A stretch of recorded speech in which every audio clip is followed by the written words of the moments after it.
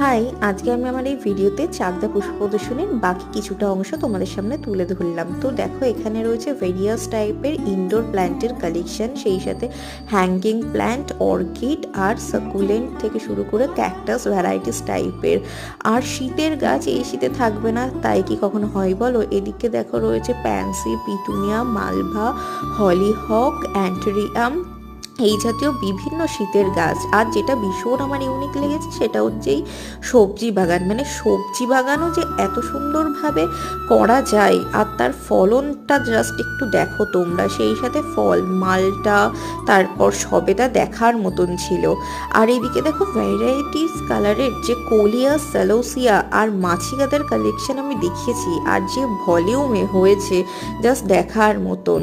আর এদিকে রয়েছে একটা ছোট্ট মিনিয়েচার গার্ডেন, যেটা বনসাই দেখতে দেখতে চোখে পড়লো। কি অপূর্ব, তাই না? তোমরাও দেখতে চলে এসো এখানে।